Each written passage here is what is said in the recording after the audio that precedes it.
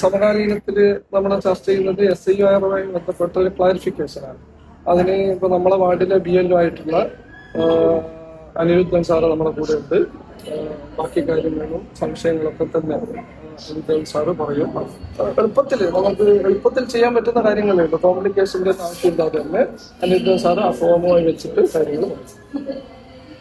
Special intensive റിവിഷനുമായി ബന്ധപ്പെട്ട് നമുക്ക് BLO മാറ്റി ഇപ്പൊ എന്റെ ബൂത്തിൽ ഇപ്പൊ 1400 പേരാണ്.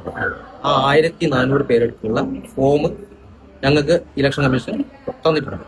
അത് ഓരോ വ്യക്തിയെയും കണ്ട് ഞങ്ങൾ അത് അവരുടെ കൈവശത്തേക്ക് ഏൽപ്പിക്കുന്നതായി. അതിനുശേഷം അവര് ഈ ഫോമിൽ വളരെ സിമ്പിളായ കാര്യങ്ങൾ മാത്രമാണ് പൂരിപ്പിക്കാനുള്ളത്. അവരുടെ ജനന തീയതി. വേറെ ഒരു കാര്യം ശ്രദ്ധിക്കാനുള്ളത്, ഈ ID പ്രൂഫ് എന്ന് പറയുന്നത് നമുക്ക് ഭാവിയിലെല്ലാം ഉപയോഗത്തിനുള്ളതാണ്. അപ്പോൾ ഈ ജനന തീയതി വ്യക്തമായിട്ട് പൂരിപ്പിക്കാൻ പറ്റുന്ന ഒരു റെക്കോർഡ് അവരുടെ കൈവശം ഉണ്ടാവുകയും അത് കൃത്യമായി പൂരിപ്പിക്കുകയും ചെയ്യുക.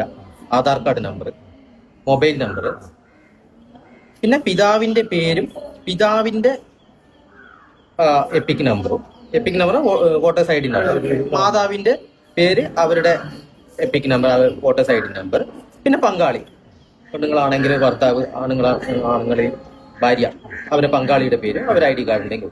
പിന്നെ 2002 വിവരങ്ങൾ ഈ ഫോമിൽ ഫില്ല് ചെയ്യാൻ ഓരോ വ്യക്തിയെ സംബന്ധിച്ച് ബുദ്ധിമുട്ടായിരിക്കും. അത് നമ്മൾ BLO തന്നെ ഞാൻ ഇത്രയും സമയം ഇപ്പൊ 4 ദിവസം, 4-ാം തീയതി തുടങ്ങി, ഇന്ന് 8-ാം തീയതി, 7-ാം തീയതി വരെ ഞാൻ തന്നെ എല്ലാം പൂരിപ്പിച്ച് കൊടുക്കും. വിതരണം ചെയ്ത് പൂരിപ്പിച്ച് കൈപ്പറ്റിയിട്ടുണ്ട്, തിരിച്ചു കിട്ടിയിട്ടുണ്ട്. പക്ഷെ ഇനി ഇപ്പൊ ഇത് ഭീകരമായ ഒരു കാര്യം ശ്രദ്ധിക്കേണ്ടത്, ഒന്നാമത്തെ കോളം മുഴുവൻ ആളുകളും പൂരിപ്പിക്കുക. പങ്കാളിയുടെ ഒന്നാമത്തെ കോളം എന്നുള്ളതല്ല, രണ്ടാമത്തെ 3 ഭാഗമായിട്ടാണ് ഈ ഫോറം ഉള്ളത്. രണ്ടാമത്തെ ഭാഗം വരുന്നത് 2002 വോട്ടർ പട്ടികയിൽ പേരുള്ള ആളുകൾ മാത്രമേ രണ്ടാമത്തെ കോളം പൂരിപ്പിക്കേണ്ടുള്ളൂ. അതായത് മിനിമം 40 വയസ്സിന് താഴെയുള്ള ആളുകൾ ഒന്നും തന്നെ 2002 പട്ടികയിൽ ഉണ്ടാവില്ല. അപ്പൊ 40 വയസ്സിന് താഴെയുള്ള ഒരാളും ഈ കോളം പൂരിപ്പിക്കേണ്ടതില്ല. പിന്നെ ഒരു മൂന്നാമത്തെ കോളത്തിലാണ് പിന്നെ 2002 എന്റെ ഉമ്മാന്റെ പേരോ ഉപ്പാന്റെ പേരോ ബന്ധുക്കൾ ആരെങ്കിലും പേരുണ്ടെങ്കിൽ ആ മൂന്നാമത്തെ കോളത്തിൽ അവരെ പേര്, അവരെ ID കാർഡ് നമ്പർ, അവരെ പിന്നെ വോട്ടർ പട്ടികയിലെ ക്രമ നമ്പർ ഒക്കെയാണ് അതിൽ ചേർത്ത് കൊടുക്കുന്നത്.